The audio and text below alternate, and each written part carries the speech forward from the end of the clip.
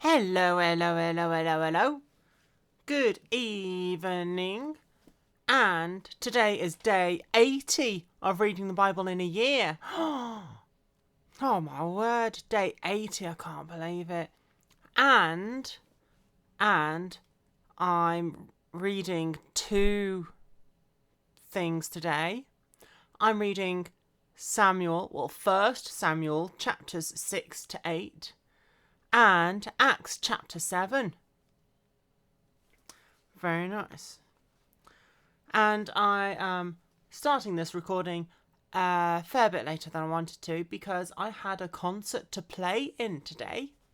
Yes, I play a big brass instrument called a tuba, Tuba, and I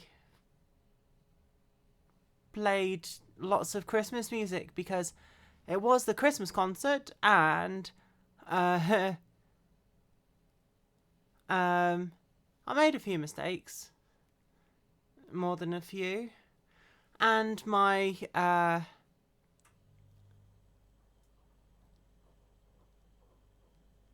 lips hurt at the moment because of using them a lot for playing the music. Anyway, let's get reading. It is day 80, and I'm reading chapters 6, 7, and 8 of 1 Samuel. Alright. The ark returned to Israel. Now the ark of the Lord was in the country of the Philistines 7 months. And the Philistines called for the priests and the priests and the diviners, saying, "What shall we do with the ark of the Lord? Tell us how we should send it to its place." And they said, "If you send away the ark of God of Israel, do not send it empty, but by all means return it to him with a trespass offering. Then you will be healed, and it will be known to you why his hand is not removed from you." And they said, "What is the trespass offering which we shall return to him?" They answered, 5 golden tumors and 5 golden rats. What? According to the number of the lords of the Philistines, for the same plague was on all of you and your lords. Yeah, that doesn't make sense. Therefore you shall make images of your tumors and images of your rats that ravage the land, and you shall give glory to God of Israel, and perhaps he will lighten his hand from you, from your gods, and from your land. Why then do you harden your hearts as the Egyptians and Pharaoh hardened their hearts? When he did mighty things among them, did they not let the people go, that they may depart? Now therefore make a new cart. Take 2 milk cows, which have never been yoked, and hitch the cows to the cart, and take their calves hide away from them. Then take the ark of the Lord and set it on the cart, and put the articles of gold which you are returning to him as a trespass offering in a chest by its side. Then send it away and let it go. And watch, if it goes up the road to its own territory, to Beth Shemesh, then he has done us this great evil. But if not, then we shall know that it is not his hand that struck us. It happened to us by chance." So the men did so. They took 2 milk cows and hitched them to the cart, and shut their calves at home. And they set the ark of the Lord on the cart, and the chest with the gold rats and images of their tumors. And the cows headed straight for the road to Beth Shemesh, and went along the highway, lowing as they went, and did not turn aside to the right or the left.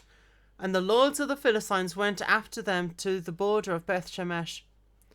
Now the people of Beth Shemesh were reaping their wheat harvest in the valley, And they lifted their eyes and saw the ark and rejoiced to see it. The cart came into the field of Joshua of Beth Shemesh and stood there. A large stone was there, so they split the wood of the cart and offered the cows as a burnt offering to the Lord. The Levites took down the ark of the Lord and the chest that was on it, that was with it, in which were the articles of gold, and put them on the large stone. The men of Beth Shemesh offered burnt offerings and made sacrifices the same day to the Lord.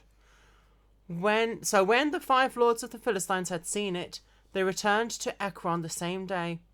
These are the golden tumors which the Philistines returned as a trespass offering to the Lord. 1 for Ashdod, 1 for Gaza, 1 for Ashkelon, 1 for Geth, and 1 for Ekron. And the golden rats, according to the number of the cities of the Philistines, belonging to the 5 lords, both fortified cities and country villages, even as far as the large stone of Abel, on which they set the ark of the Lord, which stone remains to this day in the field of Joshua of Beth Shemesh. When he had struck the men of Beth Shemesh, then he struck the men of Beth Shemesh, because they had looked into the ark of the Lord. Oh no. He struck 50,070 men of the people, and the people lamented because the Lord had struck the people with a great slaughter.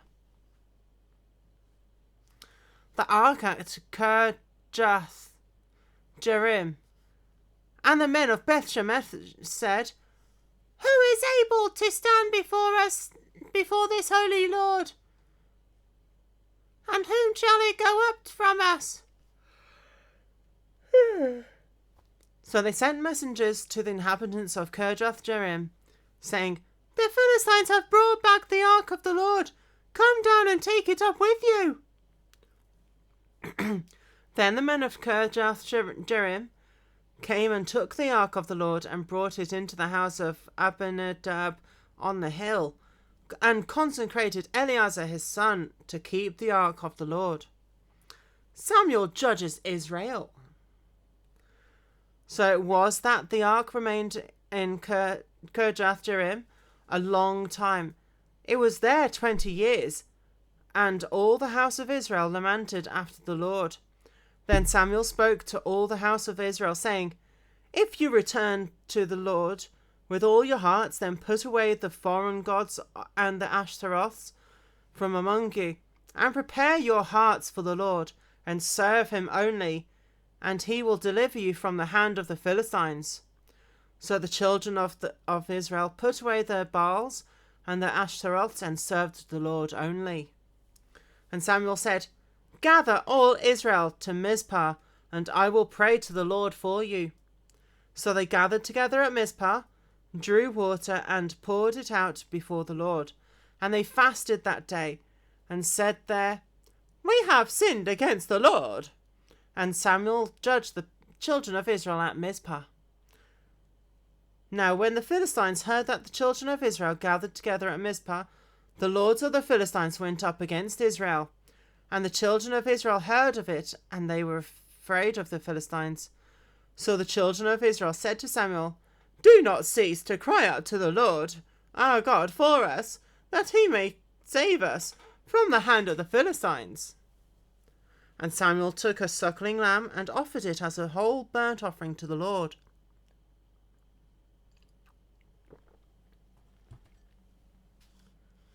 Then Samuel cried out to the Lord for Israel, and the Lord answered him.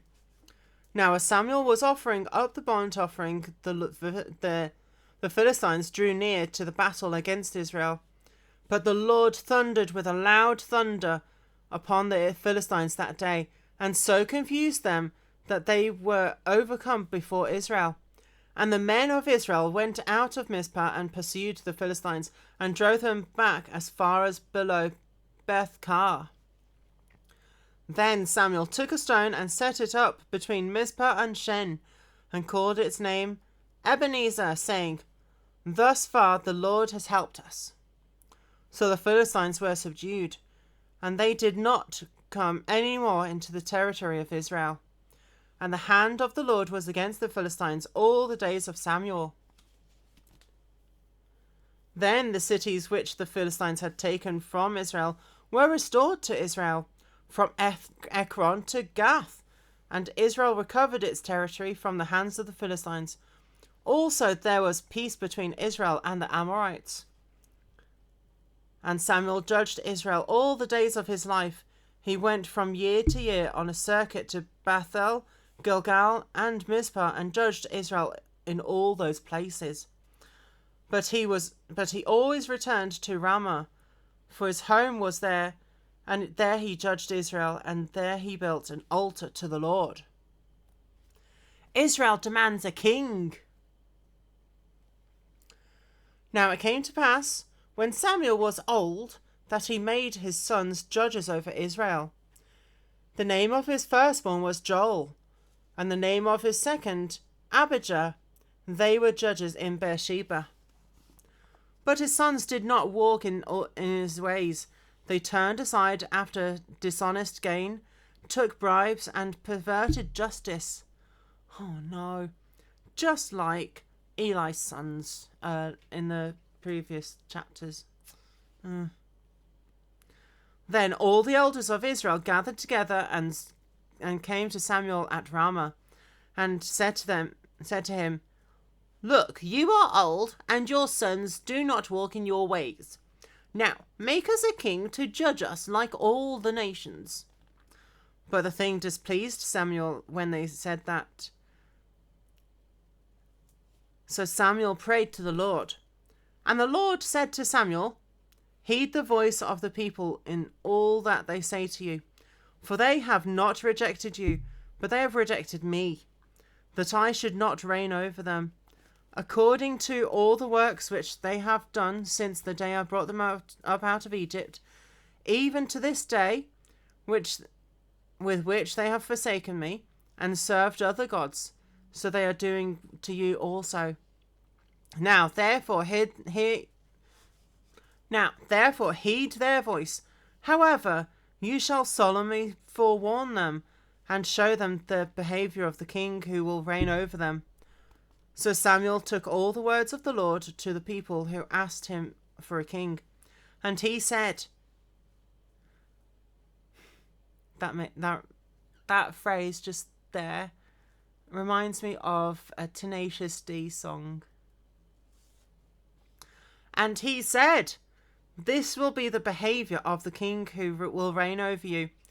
He will take your sons and appoint them for his own chariots and to be his horsemen. Some will run before his chariots.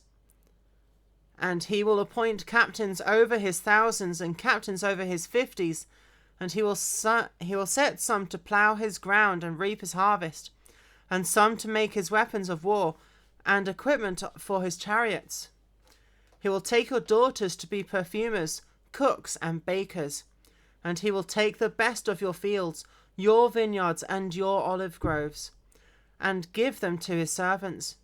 He will take 1/10 of your grain and your vintage, and give it to his officers and servants.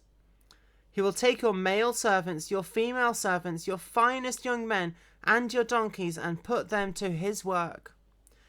He will take 1/10 of your sheep, and you will be his servants. And you will cry out in that day because of your king, whom you have chosen for yourselves, and the Lord will not hear you in that day." Nevertheless, the people refused to obey the voice of Samuel, and they said, "No, but we will have a king over us, that we also may be like all the other nations, and that our king may judge us, and go out before us, and fight our battles." And Samuel heard all the words of the people, and he repeated them in the hearing of the Lord. And the Lord said to Samuel, "Heed their voice, and make them a king."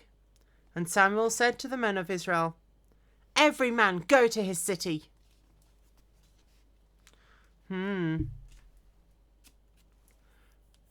Right. Now, they do get a king. They get several kings.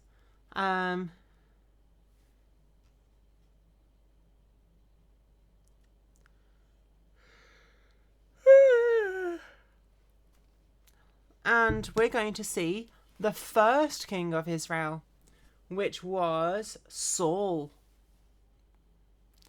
And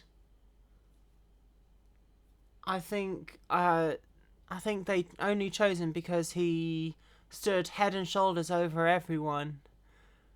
And quite strong as well. Yeah. Alright, so that's the first reading. And I will see you in a minute for Acts chapter 7.